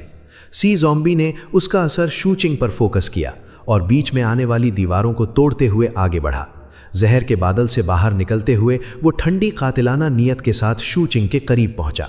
शू चिंग अपनी जगह पर स्थिर खड़ा रहा। उसका चेहरा शांत था और दिल में कोई हलचल नहीं थी। ये फाउंडेशन एस्टैब्लिशमेंट में है, लेकिन प्रोफाउंड रेडियंट स्टेट में नहीं जा सकता। अगर वो प्रोफाउंड रेडियंट स्टेट में जा सकता तो दीवारों को तोड़ना उसके लिए इतना मुश्किल नहीं होता। वो पल भर में उन्हें कुचलकर आगे निकल जाता। और ऐसा लगना नामुमकिन था कि वो प्रोफाउंड रेडियंट स्टेट में जा सकता है, लेकिन चालाकी दिखाने के लिए खुद को रोके हुए है। आखिरकार वो दुश्मन के इलाके में था। ऐसी हालत में कोई भी अपने दुश्मन को पहले मारना चाहेगा और फिर छुपकर ये यकीन करेगा कि रास्ता साफ है या नहीं। इन नतीजों पर पहुंचते ही शू चिंग की आंखों में कातिलाना इरादा भड़क उठा। सी ज़ॉम्बी कल्टीवेटर ने आखिरी दीवार को भी उड़ा दिया और भले ही उसकी बुलाई हुई वो परछाई धुंधली पड़ गई थी, लेकिन वो खुद एक कातिलाना ऑरा के साथ शू चिंग की तरफ लपका। लेकिन शू चिंग उससे कहीं ज्यादा तेज था। वो बिजली की रफ्तार से हरकत में आया और पलक झपकते ही उसने सी ज़ॉम्बी को बॉडी स्लैम कर दिया। सी ज़ॉम्बी के चेहरे पर हैरानी छा गई जब उसके मुंह से खून का फव्वारा छूटा और वो पीछे की तरफ फेंक दिया गया। इससे पहले कि वो कुछ कर पाता, शू चिंग बिना रोके दोबारा उस पर टूट पड़ा। पानी के अंदर होने के बावजूद उसके खंजर पर काली बेल फायर लपक रही थी। जैसे ही शू चिंग करीब पहुंचा, वो दोनों फिर से भिड़ गए। उनकी लड़ाई से धमाकों की आवाजें गूंजने लगीं। सी ज़ॉम्बी और भी ज्यादा दंग रह गया। ये बिल्कुल वैसा ही था जैसा शू चिंग की पहली लड़ाई उस ची कॉन्डेंसेशन के ग्रेट सर्कल वाले सी ज़ॉम्बी से हुई थी। न तो उसके म्यूटाजेन का शू चिंग पर कोई असर हो रहा था और ना ही उसके ज़ॉम्बी पॉइजन का। और शू चिंग के पास जाहिर तौर पर कमाल की रिकवरी पावर्स थीं।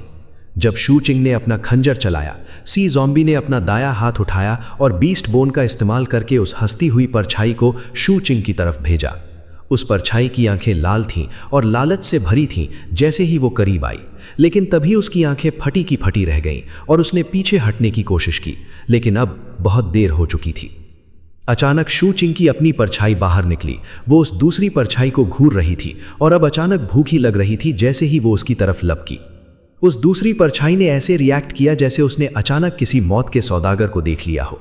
वो थरथराई और धीमी पड़ गई, मानो भागने की हिम्मत ही न बची हो। शू चिंग की परछाई उस पर टूट पड़ी, अपना मुंह पूरा खोला और उस परछाई को निगल गई।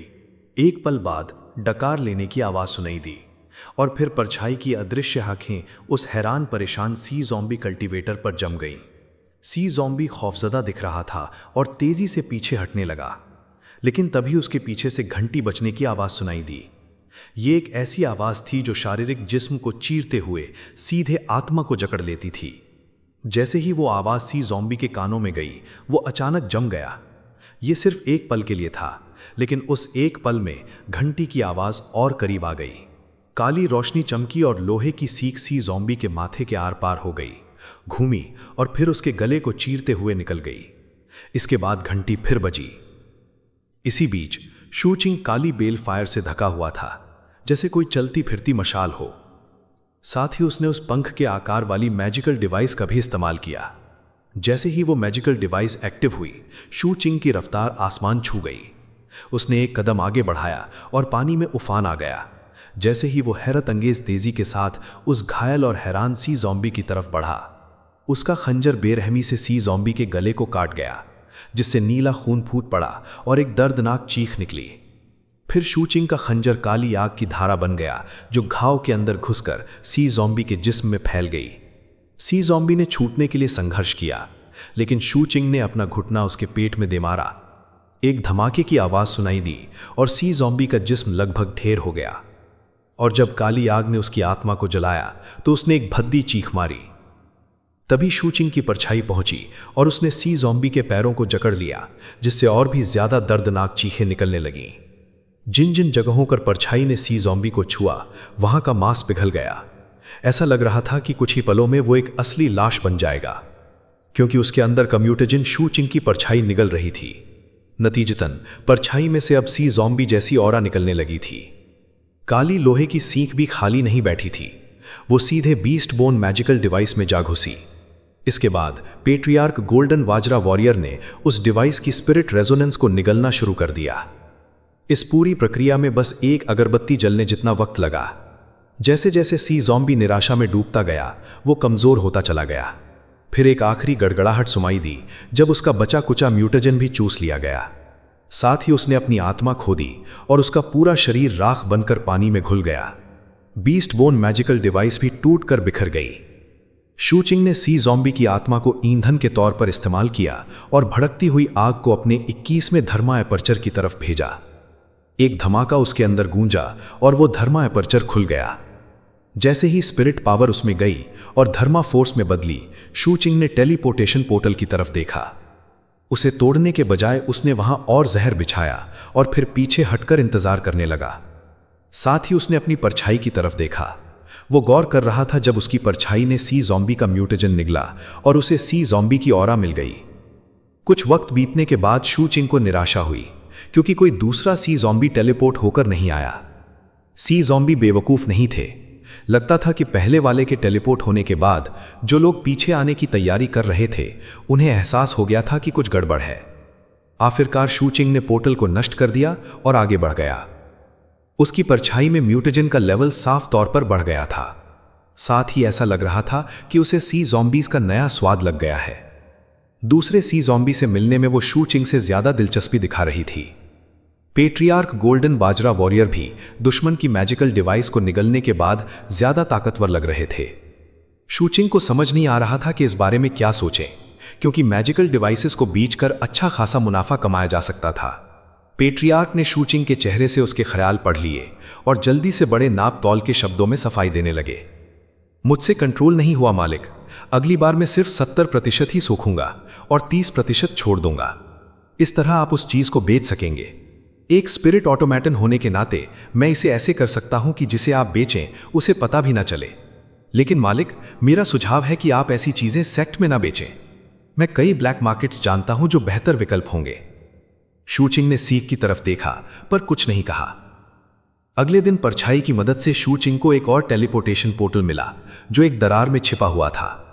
ढेर सारी तैयारियां करने के बाद वो इंतजार करने लगा। दिन बीत गए और आखिरकार उसने उसे नष्ट कर दिया और दूसरे पोर्टल की तरफ बढ़ गया। इस बार जब उसने अपनी तैयारियां पूरी की तो पोर्टल एक्टिव होने लगा। पोर्टल से निकलने वाली फ्लक्चुएशंस इतनी ज़बरदस्त थीं कि शू चिंग की आंखें हैरानी में सिकुड़ गईं और उसे अचानक अपने जिस्म में एक डरावनी सी थरथराहट महसूस हुई। उसकी परछाई ने भी उसे तुरंत खतरे के संकेत भेजे। ठीक उसी वक्त पोर्टल की चमकती रोशनी में एक आकृति तेजी से बननी शुरू हुई। उसने एक लंबे चौड़े हट्टा कट्टा आदमी को देखा जो साफ तौर पर फाउंडेशन एस्टैब्लिशमेंट लेवल का था, लेकिन उससे लाइफ फ्लेम की फ्लक्चुएशंस भी निकल रही थीं। जाहिर था ये सी ज़ॉम्बी कल्टीवेटर जानता था कि वो दुश्मन के इलाके में टेलीपोर्ट हो रहा है, इसलिए उसने एहतियात के तौर पर टेलीपोर्ट होने से पहले ही अपनी प्रोफाउंड रेडियंट स्टेट एक्टिवेट कर ली थी, ताकि अगर वो किसी खतरनाक हालत में फंसे तो तैयार रहे। बिना एक पल की भी देरी किए शू चिंग ने अपना दाया हाथ आगे बढ़ाया और इससे पहले कि वो आकृति पूरी तरह साकार हो पाती, उसने पोर्टल के आसपास बिछाए हुए डेटोनेटर्स में से एक को एक्टिवेट कर दिया। एक धमाके की आवाज़ गूंजी और पोर्टल ढेर हो गया। रही बात उस शख्स की जो टेलीपोर्ट हो रहा था, उसके मुंह से एक विद्रोही चीख निकली जो धीरे धीरे गायब हो गई। बिना किसी भाव के शू चिंग ने अपना सारा सामान समेटा और अगला पोर्टल ढूंढने के लिए आगे बढ़ गया। 4 दिन बाद उसे एक और पोर्टल मिला। इस बार उसे ज़्यादा इंतज़ार नहीं करना पड़ा। जल्दी ही 2 सी ज़ॉम्बी कल्टीवेटर्स टेलीपोर्ट होकर आ गए। ये दोनों भी फाउंडेशन एस्टैब्लिशमेंट कल्टीवेटर्स थे, लेकिन जब शू चिंग ने तसल्ली कर ली कि वो प्रोफाउंड रेडियंट स्टेट में नहीं है, तो उसने अपनी परछाई से उनके म्यूटेजन लेवल्स चेक करवाए। परछाई जो अच्छी तरह जानती थी कि इसमें उसका भी उतना ही फ़ायदा है जितना शू चिंग का, उसने बड़ी ईमानदारी से अपना काम किया। ये दोनों सी ज़ॉम्बीज़ वाकई ख़ास थे, लेकिन हाँ, वो प्रोफाउंड रेडियंट स्टेट में तो बिल्कुल नहीं जा सकते थे। इसलिए जैसे ही वो पूरी तरह सामने आए, एक भयानक लड़ाई शुरू हो गई। पिछले मुकाबलों के बाद शू चिंग ने अपने जहर के इस्तेमाल में कुछ बदलाव किए थे। इस बार उसने उन्हें कहीं ज़्यादा असरदार तरीके से इस्तेमाल किया। हमले का प्लान ये था कि पहले परछाई आगे बढ़ेगी, फिर पेट्रियार्क गोल्डन वज्रा वॉरियर और आखिर में तीसरी लहर के तौर पर शू चिंग खुद टूट पड़ेगा। उसकी धर्मस्किफ उसका हुक्म का इक्का थी, जिसे वो सिर्फ आखिरी चारे के तौर पर इस्तेमाल करने वाला था। 2 अगरबत्तियां जलने जितना वक्त बीत गया, जिसके दौरान धमाके और चीखों की आवाज़ें गूंजती रहीं। आखिरकार शांति छा गई जब शू चिंग ने दूसरे सी ज़ॉम्बी को भी मार गिराया। उनकी आत्माओं को सोखने और जलाने के बाद उसे इतनी ऊर्जा मिली कि उसका 22वां धर्मा एपर्चर खुल गया। शू चिंग बेहद खुश था और अब उसे समझ आ रहा था कि सी ज़ॉम्बी सोल्स के असरदार होने की बातें कोई अफवाह नहीं थी। मुझे अपना पहला लाइफ फ्लेम बनाने के लिए बस 8 और धर्मा एपर्चर्स चाहिए। एक बार वो बन जाए और मैं उसे लाइफ लैम्प पर लगा दूं तो मेरी लड़ने की ताकत आसमान छू लेगी। वो टेलीपोर्टेशन पोर्टल को नष्ट करने ही वाला था कि अचानक उसे महसूस हुआ कि किसी और ऑरा टेलीपोर्ट होकर आ रहा है। ये ऑरा बिल्कुल साधारण था, इसमें प्रोफाउंड रेडियंस का नामो निशान नहीं था, लेकिन उसकी परछाई ने उसे तुरंत खबरदार किया कि ये ऑरा बिल्कुल वैसा ही था जैसा उस सी ज़ॉम्बी का था जो प्रोफाउंड रेडियंट स्टेट में आया था। जाहिर था इस सी ज़ॉम्बी ने अपनी पिछली गलती से सबक लिया था और टेलीपोर्ट होने से पहले प्रोफाउंड रेडियंट स्टेट में नहीं गया। बेचारे की किस्मत खराब थी कि वो सीधा शू चिंग के सामने आ गिरा। अभी उसका जिस्म बनना शुरू ही हुआ था कि शू चिंग ने बेरहमी से स्पेल फॉर्मेशन पर हमला किया और उसे तबाह कर दिया। वो आकृति तड़पती रही, शायद उसे लगा होगा कि वो वक्त रहते निकल जाएगा, लेकिन नाकाम रहा और सिर्फ एक और बेबसी भरी चीख निकाल सका। मुझे लगता है मेरा ये तरीका अब ज़्यादा दिन नहीं चलने वाला। सी ज़ॉम्बीज को जल्द ही समझ आ जाएगा कि यहाँ क्या हो रहा है। ये मिशन मेरे लिए इससे बेहतर नहीं हो सकता था, लेकिन ये हमेशा नहीं चलने वाला था। मुझे लग रहा था कि अगर मुझे प्रोफाउंड रेडियंट स्टेट तक पहुँचना है तो आखिरकार मुझे जंग के मैदान में उतरना ही पड़ेगा। मैं कुछ और बार कोशिश करूँगा। जैसे जैसे वो अपनी खोज में आगे बढ़े, दिन बीतते गए। मीघा आइलैंड के नीचे ज़्यादा टेलीपोर्टेशन पोर्टल्स नहीं थे, शायद दर्जन भर से ज़्यादा नहीं होंगे। शू चिंग ने खुद 8 पोर्टल्स नष्ट कर दिए थे। उसे 2 और फाउंडेशन एस्टैब्लिशमेंट सी ज़ॉम्बीज मिले। एक को उसने फटाफट मार दिया, लेकिन दूसरे के पास कई सारे जान बचाने वाले मैजिकल डिवाइसेस थे और वो लाइफ फ्लेम बनाने के बहुत करीब था। शू चिंग को उसे मारने में बहुत मेहनत करनी पड़ी, करीब 2 घंटे लग गए। इससे उसे अंदाज़ा हो गया कि फाउंडेशन एस्टैब्लिशमेंट सी ज़ॉम्बीज कितने ताकतवर हो सकते हैं। उन दोनों की बदौलत वो 3 और धर्मा एपर्चर्स खोल पाया, जिससे अब कुल मिलाकर उसके पास 25 एपर्चर्स हो गए थे। लेकिन अभी उसका काम खत्म नहीं हुआ था। उसे 3 और टेलीपोर्टेशन पोर्टल्स मिले, लेकिन उनसे कोई बाहर नहीं आया, तो उसने बस उन्हें नष्ट कर दिया। पेट्रिया गोल्डन वज्रा वॉरियर ने निराशा में आहें भरी और परछाई भी मानो बोर होकर अकड़ गई थी। सारे टेलीपोर्टेशन पोर्टल्स नष्ट करने के बाद शू चिंग के पास आइलैंड की सतह पर वापस लौटने के अलावा कोई चारा नहीं था। जब वो मिशन की रिपोर्ट देने और जंग के मैदान में जाने के बारे में सोच ही रहा था, तभी उसका आइडेंटिटी मेडेलियन थरथराया और एक टेक्स्ट मैसेज आया। मैं 3rd पीक से एल्डर ओवियांग लिंग बोल रहा हूँ। तुम्हारी आइडेंटिटी इन्फॉर्मेशन के मुताबिक तुम्हारा नाम शू चिंग है, सही है? शू चिंग ने शक की नज़र से मैसेज को देखा और कोई जवाब नहीं दिया। फिर एक दूसरा मैसेज आया। इस बार ये टेक्स्ट नहीं बल्कि एक वॉइस मैसेज था और आवाज़ इतनी दमदार थी कि शू चिंग का दिमाग घूम गया और उसके 25 धर्मा एपर्चर्स थरथरा गए। ज़्यादा दिमाग मत लगाओ कि मैं तुम्हें मैसेज क्यों कर रहा हूँ। टेलीपोर्टेशन पोर्टल मिशन का इंचार्ज मैं ही हूँ। बदकिस्मती से बाकी 3 आइलैंड्स पर काम उतनी तेज़ी से नहीं हो रहा है। मुझे इससे कोई फ़र्क नहीं पड़ता कि तुमने अपना मिशन इतनी जल्दी कैसे ख़त्म किया, वो तुम्हारा निजी मामला है। मैं बस ये जानना चाहता हूँ कि क्या तुम जॉइन आइलैंड और बाकी 2 आइलैंड्स पर भी वही काम करने के बारे में सोचोगे जो तुमने यहाँ किया है? क्या ख्याल है? आंखें सिकुड़ते हुए शू चिंग ने वॉइस मैसेज में जवाब दिया, मैं मिशन एक्सेप्ट करता हूँ एल्डर। 3rd पीक के एल्डर शू चिंग के जवाब से संतुष्ट लग रहे थे। उन्होंने तुरंत शू चिंग का मिशन एडजस्ट कर दिया ताकि वो सिर्फ मीघा आइलैंड नहीं बल्कि सभी आइलैंड्स की छानबीन करे। उसके ओरिजिनल मिशन का स्टोन रिवॉर्ड भी आ गया। जब शू चिंग ने वो रकम देखी तो उसकी उम्मीद और भी बढ़ गई। 1,10,000 स्टोन्स। उसने 11 पोर्टल्स नष्ट किए थे और हर एक के लिए उसे 10,000 मिले थे।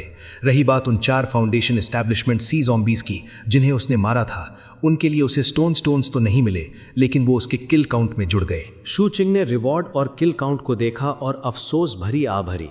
उन 4 फाउंडेशन एस्टैब्लिशमेंट कल्टीवेटर्स में से सिर्फ 2 के पास, पहले और आखिरी वाले के पास मैजिकल डिवाइसेस थीं। खैर, मेरा असली मकसद तो धर्मा एपर्चर्स खोलना है। बाकी 3 आइलैंड्स की दिशा में देखते हुए उसने सबसे पहले एमिची आइलैंड जाने का फैसला किया।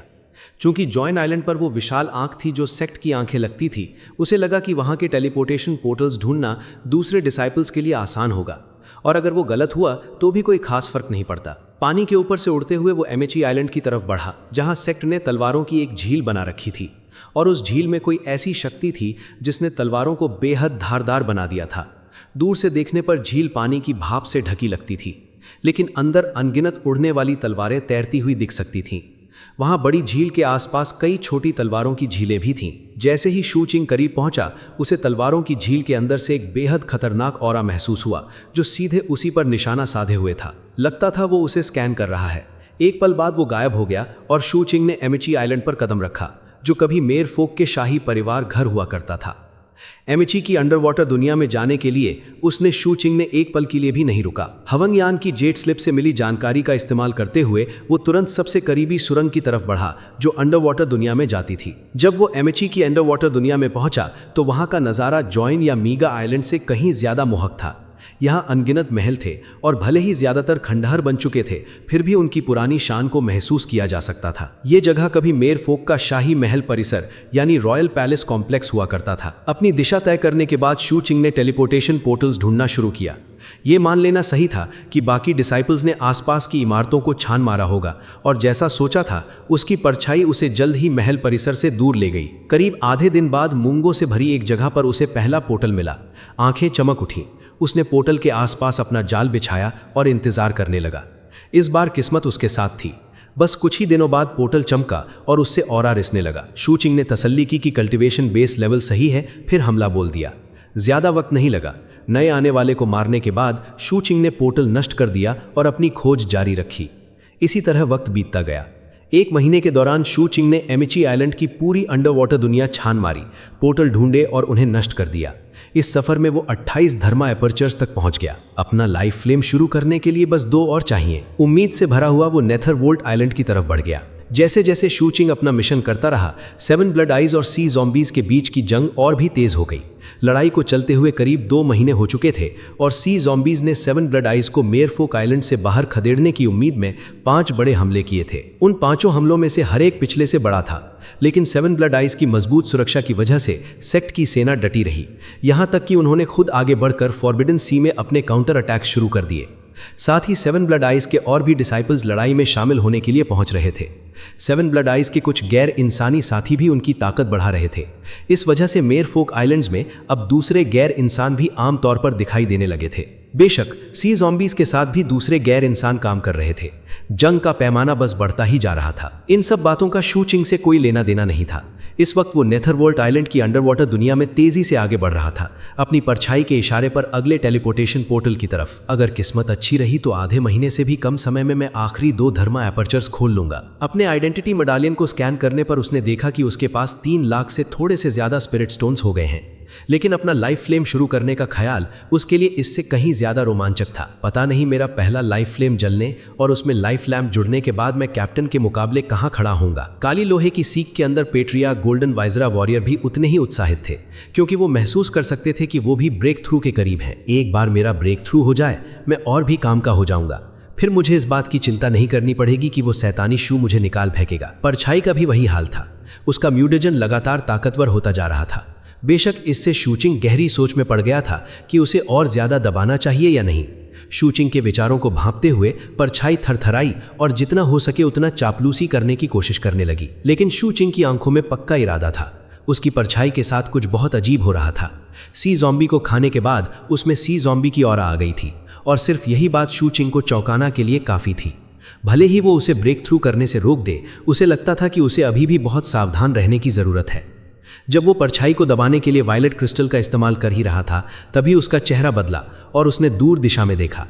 करीब 5 किलोमीटर दूर उसे साफ साफ टेलीपोर्टेशन फ्लक्चुएशंस दिखाई दे रही थीं। उनकी ताकत देखकर लग रहा था कि ये कोई एक आदमी टेलीपोर्ट नहीं हो रहा, ये एक बड़ा ग्रुप है। शू चिंग ने रिवॉर्ड और किल काउंट को देखा और अफसोस भरी आ भरी। उन 4 फाउंडेशन एस्टैब्लिशमेंट कल्टीवेटर्स में से सिर्फ 2 के पास, पहले और आखिरी वाले के पास मैजिकल डिवाइसेस थीं। खैर, मेरा असली मकसद तो धर्मा एपर्चर्स खोलना है। बाकी 3 आइलैंड्स की दिशा में देखते हुए उसने सबसे पहले एमिची आइलैंड जाने का फैसला किया। चूंकि जॉइन आइलैंड पर वो विशाल आंख थी जो सेक्ट की आंखें लगती थी, उसे लगा कि वहां के टेलीपोर्टेशन पोर्टल्स ढूंढना दूसरे डिसाइपल्स के लिए आसान होगा, और अगर वो गलत हुआ तो भी कोई खास फर्क नहीं पड़ता। पानी के ऊपर से उड़ते हुए वो एमिची आइलैंड की तरफ बढ़ा, जहां सेक्ट ने तलवारों की एक झील बना रखी थी, और उस झील में कोई ऐसी शक्ति थी जिसने तलवारों को बेहद धारदार बना दिया था। दूर से देखने पर झील पानी की भाप से ढकी लगती थी, लेकिन अंदर अनगिनत उड़ने वाली तलवारें तैरती हुई दिख सकती थीं। वहां बड़ी झील के आसपास कई छोटी तलवारों की झीलें भी थीं। जैसे ही शू चिंग करीब पहुंचा, उसे तलवारों की झील के अंदर से एक बेहद खतरनाक ऑरा महसूस हुआ जो सीधे उसी पर निशाना साधे हुए था। लगता था वो उसे स्कैन कर रहा है। एक पल बाद वो गायब हो गया और शू चिंग ने एमिची आइलैंड पर कदम रखा, जो कभी मेर फोक के शाही परिवार घर हुआ करता था। एमिची की अंडरवाटर दुनिया में जाने के लिए उसने शू चिंग ने एक पल के लिए भी नहीं रुका। हवंगयान की जेट स्लिप से मिली जानकारी का इस्तेमाल करते हुए वो तुरंत सबसे करीबी सुरंग की तरफ बढ़ा जो अंडरवाटर दुनिया में जाती थी। जब वो एमिची की अंडरवाटर दुनिया में पहुंचा तो वहां का नज़ारा जॉइन या मीगा आइलैंड से कहीं ज्यादा मोहक था। यहाँ अनगिनत महल थे और भले ही ज्यादातर खंडहर बन चुके थे, फिर भी उनकी पुरानी शान को महसूस किया जा सकता था। ये जगह कभी मेर फोक का शाही महल परिसर यानी रॉयल पैलेस कॉम्प्लेक्स हुआ करता था। अपनी दिशा तय करने के बाद शू चिंग ने टेलीपोर्टेशन पोर्टल्स ढूंढना शुरू किया। ये मान लेना सही था कि बाकी डिसाइपल्स ने आसपास की इमारतों को छान मारा होगा और जैसा सोचा था उसकी परछाई उसे जल्द ही महल परिसर से दूर ले गई। करीब आधे दिन बाद मूंगों से भरी एक जगह पर उसे पहला पोर्टल मिला। आंखें चमक उठी। उसने पोर्टल के आसपास अपना जाल बिछाया और इंतजार करने लगा। इस बार किस्मत उसके साथ थी। बस कुछ ही दिनों बाद पोर्टल चमका और उससे ऑरा रिसने लगा। शू चिंग ने तसल्ली की कि कल्टीवेशन बेस लेवल सही है, फिर हमला बोल दिया। ज्यादा वक्त नहीं लगा। नए आने वाले को मारने के बाद शू चिंग ने पोर्टल नष्ट कर दिया और अपनी खोज जारी रखी। इसी तरह वक्त बीतता गया। एक महीने के दौरान शू चिंग ने एमिची आइलैंड की पूरी अंडरवाटर दुनिया छान मारी, पोर्टल ढूंढे और उन्हें नष्ट कर दिया। इस सफर में वो 28 धर्मा एपर्चर्स तक पहुंच गया। अपना लाइफ फ्लेम शुरू करने के लिए बस 2 और चाहिए। उम्मीद से भरा हुआ वो नेथरवोल्ट आइलैंड की तरफ बढ़ गया। जैसे जैसे शू चिंग अपना मिशन करता रहा, 7 ब्लड आइज और सी ज़ॉम्बीज के बीच की जंग और भी तेज हो गई। लड़ाई को चलते हुए करीब 2 महीने हो चुके थे और सी ज़ॉम्बीज ने 7 ब्लड आइज को मेरफोक आइलैंड से बाहर खदेड़ने की उम्मीद में 5 बड़े हमले किए थे। उन 5 हमलों में से हर एक पिछले से बड़ा था, लेकिन 7 ब्लड आइज की मजबूत सुरक्षा की वजह से सेक्ट की सेना डटी रही। यहां तक कि उन्होंने खुद आगे बढ़कर फॉरबिडन सी में अपने काउंटर अटैक शुरू कर दिए। साथ ही 7 ब्लड आइज के और भी डिसाइपल्स लड़ाई में शामिल होने के लिए पहुंच रहे थे। 7 ब्लड आइज के कुछ गैर इंसानी साथी भी उनकी ताकत बढ़ा रहे थे। इस वजह से मेरफोक आइलैंड्स में अब दूसरे गैर इंसान भी आम तौर पर दिखाई देने लगे थे। बेशक सी ज़ॉम्बीज के साथ भी दूसरे गैर इंसान काम कर रहे थे। जंग का पैमाना बस बढ़ता ही जा रहा था। इन सब बातों का शू चिंग से कोई लेना देना नहीं था। इस वक्त वो नेथरवोल्ट आइलैंड की अंडरवाटर दुनिया में तेजी से आगे बढ़ रहा था, अपनी परछाई के इशारे पर अगले टेलीपोर्टेशन पोर्टल की तरफ। अगर किस्मत अच्छी रही तो आधे महीने से भी कम समय में मैं आखिरी 2 धर्मा एपर्चर्स खोल लूंगा। अपने आइडेंटिटी मेडालियन को स्कैन करने पर उसने देखा कि उसके पास 3 लाख से थोड़े से ज्यादा स्पिरिट स्टोन्स हो गए हैं। लेकिन अपना लाइफ फ्लेम शुरू करने का ख्याल उसके लिए इससे कहीं ज्यादा रोमांचक था। पता नहीं मेरा पहला लाइफ फ्लेम जलने और उसमें लाइफ लैम्प जुड़ने के बाद मैं कैप्टन के मुकाबले कहां खड़ा होऊंगा। काली लोहे की सीख के अंदर पेट्रिया गोल्डन वाइजरा वॉरियर भी उतने ही उत्साहित थे, क्योंकि वो महसूस कर सकते थे कि वो भी ब्रेक थ्रू के करीब हैं। एक बार मेरा ब्रेक थ्रू हो जाए मैं और भी काम का हो जाऊंगा। फिर मुझे इस बात की चिंता नहीं करनी पड़ेगी कि वो शैतानी शू मुझे निकाल फेंकेगा। परछाई का भी वही हाल था। उसका म्यूटेजन लगातार ताकतवर होता जा रहा था। बेशक इससे शू चिंग गहरी सोच में पड़ गया था कि उसे और ज्यादा दबाना चाहिए या नहीं। शू चिंग के विचारों को भांपते हुए परछाई थरथराई और जितना हो सके उतना चापलूसी करने की कोशिश करने लगी। लेकिन शू चिंग की आंखों में पक्का इरादा था। उसकी परछाई के साथ कुछ बहुत अजीब हो रहा था। सी ज़ॉम्बी को खाने के बाद उसमें सी ज़ॉम्बी की ऑरा आ गई थी और सिर्फ यही बात शू चिंग को चौंकाना के लिए काफ़ी थी। भले ही वो उसे ब्रेक थ्रू करने से रोक दे, उसे लगता था कि उसे अभी भी बहुत सावधान रहने की ज़रूरत है।